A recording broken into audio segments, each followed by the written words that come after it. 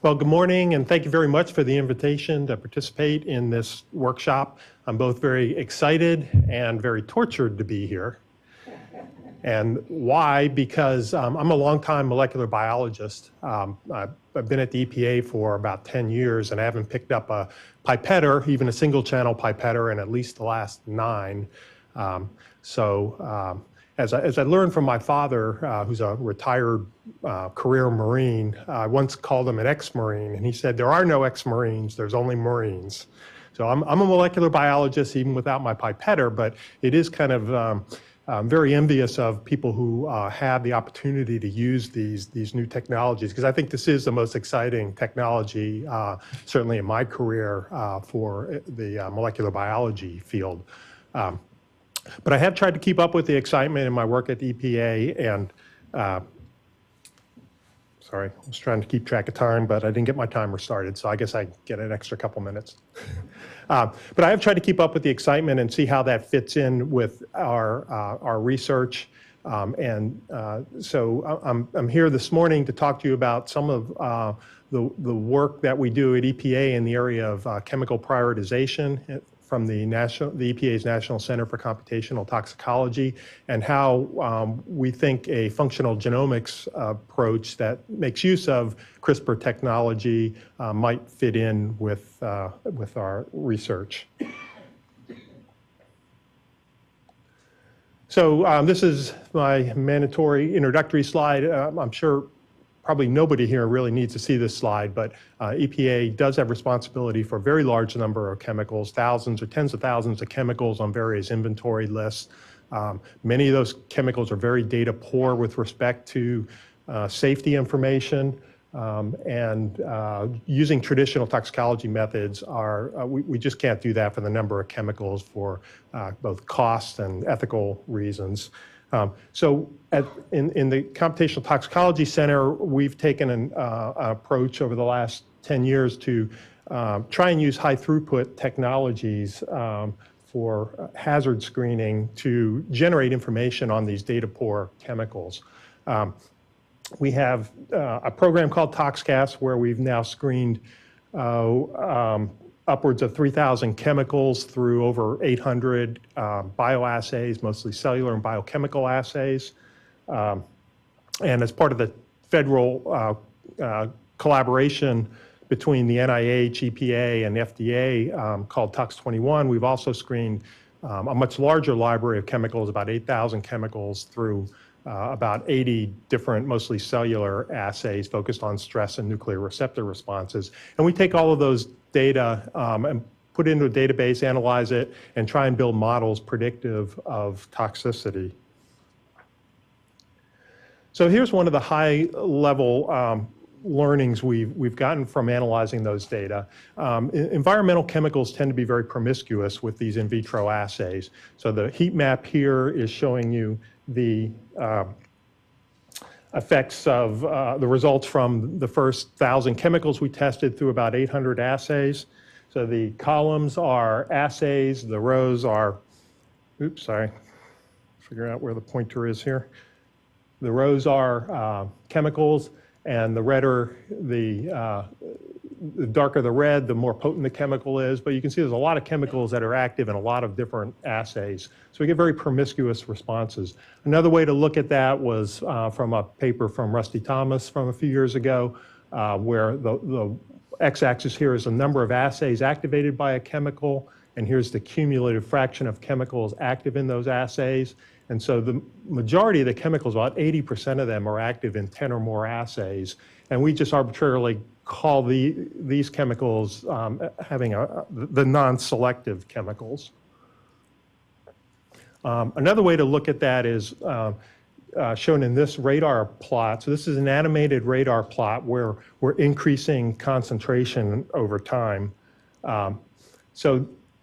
There's about 50 transcription factors here that we're measuring the activation of over time in response to a drug or a chemical. In this case, it's the drug triglyceridone.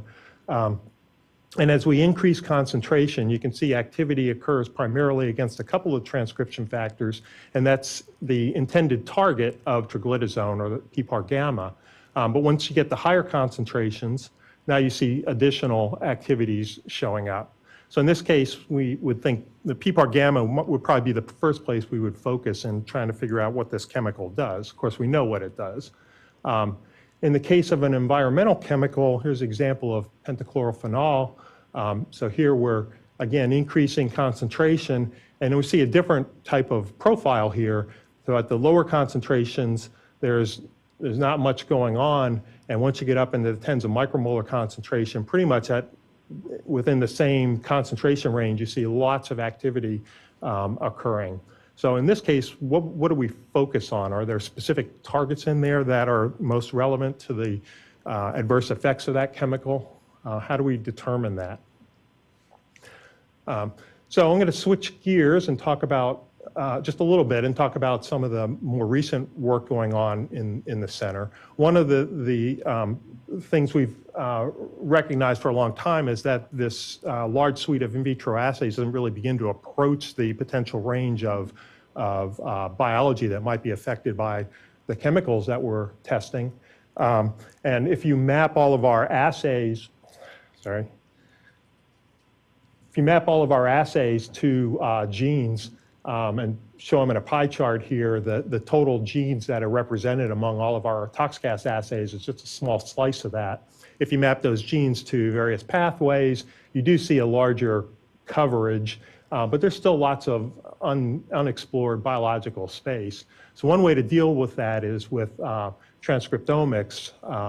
This is an effort that we started out initially with, and we were unsuccessful due to technical reasons, so that was 10 years ago. So more recently, because of the advances in the technology of sequencing and in the dramatic drop in cost of sequencing, we've gone back to trying this. And we now have a program where we're testing thousands of chemicals through eventually multiple cell types. We're doing one cell type right now, and we're using TempoSeq technology, which makes this low cost.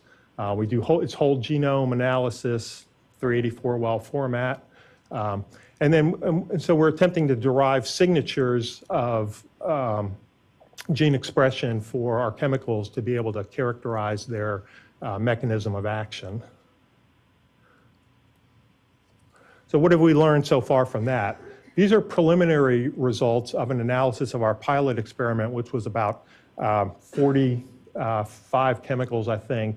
These were mostly reference type chemicals where we know something about their pharmacology.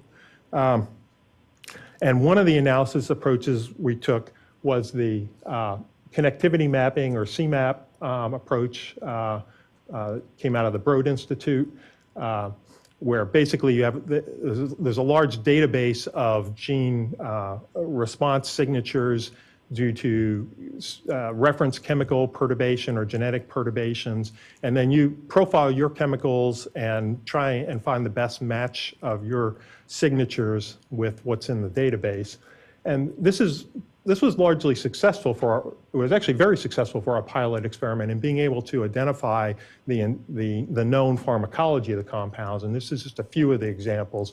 So this is trichostatin A, and this is a radar plot showing the pathways that were mapped through a CMAP type approach. And the histone deacetylase is one of the pathways that was picked up, one of the top pathways that matched trichostatin A. Sirolimus, the mTOR pathway shows up. But you also see there's lots of other pathways that pop up. And interestingly, we're also seeing several pathways that seem to be turned on by almost all of our chemicals, including the PI3 kinase pathway. So, and this is preliminary work from Imran Shah in our center. So we're picking up the known targets, but we're also picking up a lot of other things. So again, we know these chemicals, so we would know where to focus. But if we're doing an unknown chemical, where do we start? This is another way of analyzing this. This is work, again, preliminary from Josh Harrell in our center. It's using benchmark dose analysis. So mapping the differentially expressed genes to pathways, and then when a pathway is significantly upregulated, we start counting it. So this is increasing concentration here, and this is the cumulative number of pathways activated by some of the chemicals that we tested. And so you can see there's, again, lots of pathways activated over different concentration ranges for these chemicals.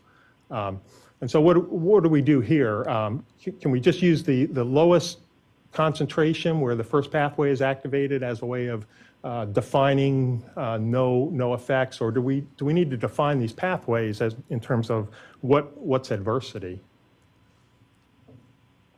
And then just to switch gears slightly again, just to kind of give you a bigger picture of where we're trying to go with this, is a model that looks something like this, where we would get chemicals and run them initially through a tier 1 screen using this transcriptomics approach, and then try and identify signatures. And if those signatures matched something in our database with a defined biological target or pathway, we would then follow up by using select in vitro assays of the type that we've been using in the ToxCast program to confirm that activity against that pathway. And then if those pathways are mapped to existing adverse outcome pathways, we could then use higher level, more complex in vitro assays that target the key events in those AOPs to try and get more quantitative information that would be useful in a risk assessment type of approach. For the chemicals without an AOP, we're also working on developing complex organotypic and microphysiological systems that might help us better understand what the real effect of the chemical may have in a higher level biological system. And then for the chemicals that don't map to a pathway, so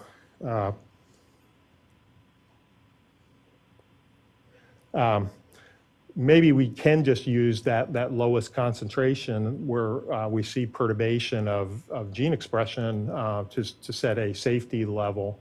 And there's been some preliminary work done on that. This is from a Barbara Wetmore paper from a few years ago, where we're looking at the in vitro oral equivalent. So we've back calculated to what you would have to give to a rat to cause the effect that we see in vitro, and compared that to the in vivo lowest effect levels. And in general, the in vitro approaches are conservative relative to the in vivo. But it's not very satisfying to not understand the biology. So what can we do to better understand what are the relevant pathways and targets that these chemicals are affecting? So that's where functional genomics might fit in, with helping us to define the relevancy of the effects that we're seeing. So as I said, most chemicals have apparent polypharmacology, but we don't know which one is the critical mechanism of action. And functional genomics can allow us to bridge between the genotype and phenotype. And I have a few slides that are going to cover things that have already been well covered in this workshop. But for us, really, the key for the CRISPR, the use of CRISPR, is that it does open the door for higher throughput applications in mammalian cells for systems that were previously done in yeast in particular. But the other thing about functional genomics that I really appreciate is the old looking under the lamppost for your keys, which is, I think, the way the great majority of our research is done. These agnostic genome-wide type approaches where the biology really drives what you focus on, I think are really valuable, in particular for the kind of work that we're doing with so many unknown chemicals.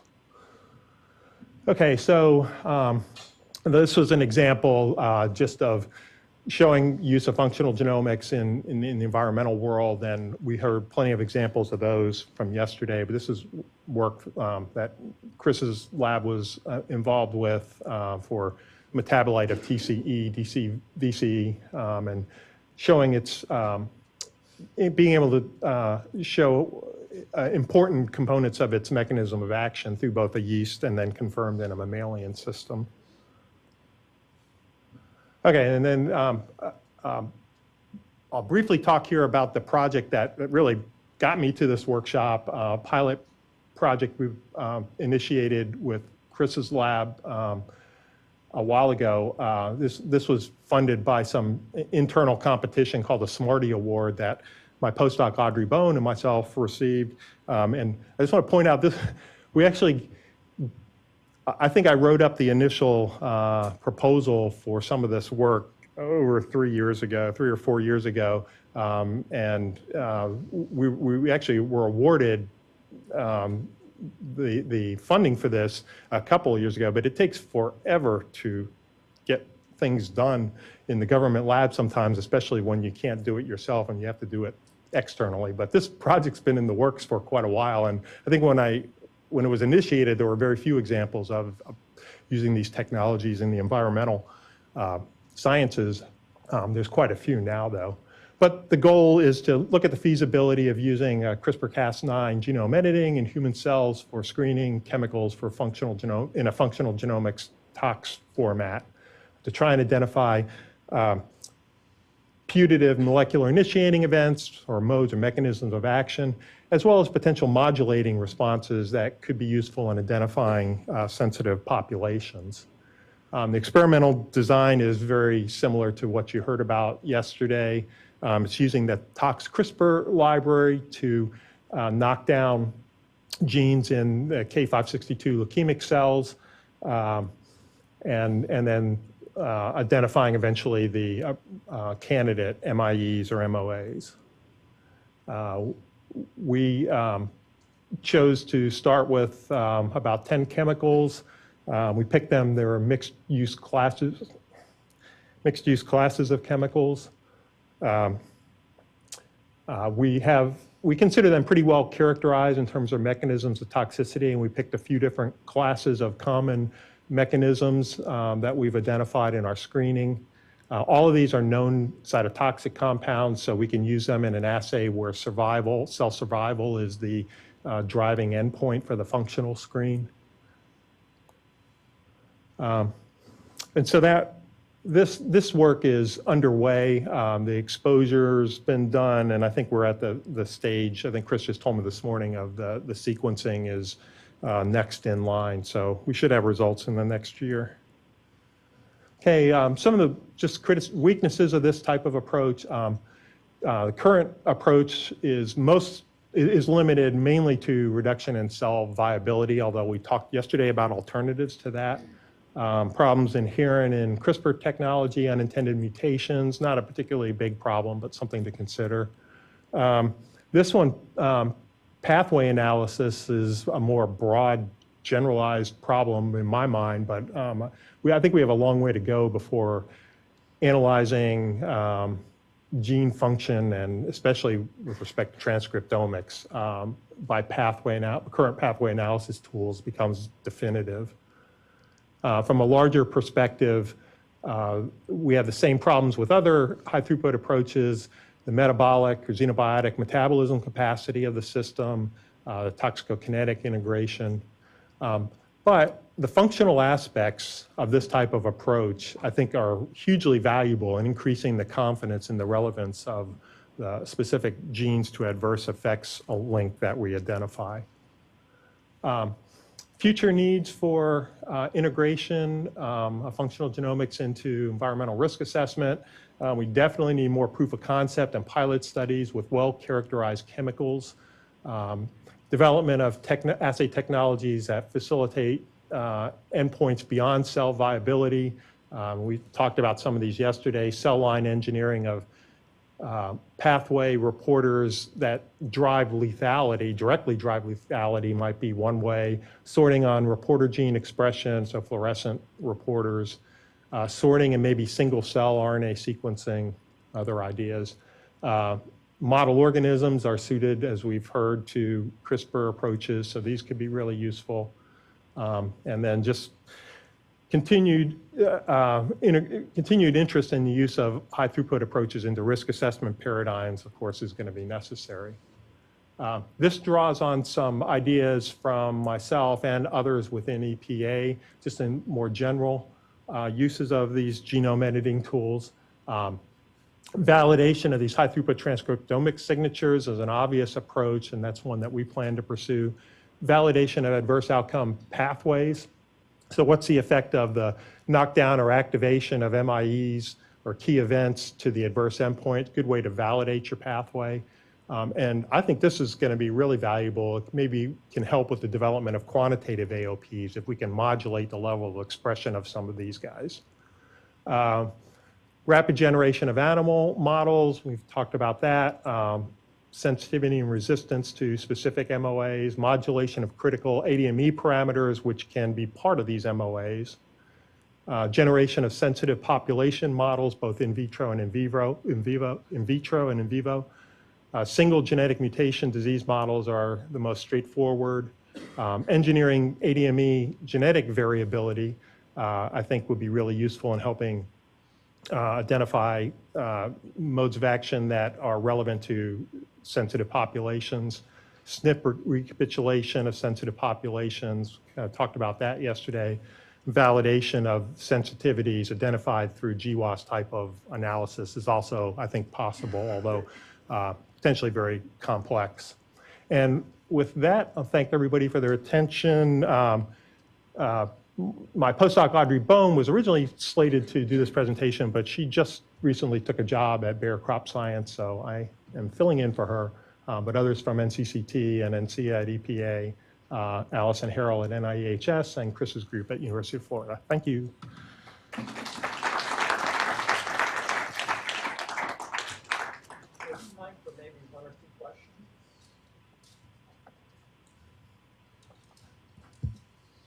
Hi, Mark Hahn, Woods Hole Oceanographic. Really enjoyed your talk. I appreciated your comment about trying not to always look under the street light. So in light of that, I was curious about why you chose to use the Tox CRISPR library in the pilot study rather than a broader screen. Now, that's a good question. So we did talk quite a bit about that, and it's partly to test the appropriate use of that, and partly because you get significantly increased sensitivity by going to a smaller number of guide RNAs. So we ended up on the side of evaluating the library for that reason predominantly. Getting back to some of the earlier slides where you were showing, I think you called it a radar plot, and they were animated. And as you began to increase the concentration, we saw more and more pathways being turned on, so to speak. And clearly, if you get up to high enough concentration, we're starting to see cell stress. My question is, how do you know when you've crossed that threshold from kind of specific effects of the xenobiotic, whatever agent you're studying, and now you're really kind of getting into that cell stress area? And as we think about using these genome editing tools and trying to focus in on the specific pathways that may be involved, it seems like it would be critical to know kind of when you've passed that threshold. So, maybe tell us a little bit about the thinking and within your group on how you're trying to address that. Yeah, I mean, so that's a really good question, and it's been a challenge to address. So the easiest way, and the way that we've done thus far, is really to look at what we would call a cytotoxic burst, where there are X number of assays all activated within a given concentration range, and we call that a cytotoxic burst effect, and it's due to cell stress and non-selective. And then we calculate the potencies of individual targets relative to the concentration range that causes that burst effect. And so those are the selective targets that we would focus on. But we still don't know whether those selective targets, the ones that are occurring at lower concentrations, are relevant to toxicity or not. And so that's why something like a functional genomics screen may give us a better handle on that. So a question from the web from Keith Jacobs. He says mutagenic agents should be just as unbiased, if not more, and they could be tuned to get VP level mutations. So what is the benefit of using gRNA libraries for testing the effect of mutations on genome-wide levels as opposed to mutagenic agents? Could you repeat that, please? Sure. So he says mutagenic agents should be just as unbiased, if not more so, and they could be tuned to get BP level mutations. What is the benefit of using gRNA libraries for testing the effect of mutations on genome-wide level as opposed to good old-fashioned mutagenic agents? Well, I mean, with the sgRNAs, we know specifically which genes we're knocking out. I'm not sure I follow the question completely, but we can identify which genes are critically linked to the chemicals that we're testing. Okay, well, thank you very much. Let's move on.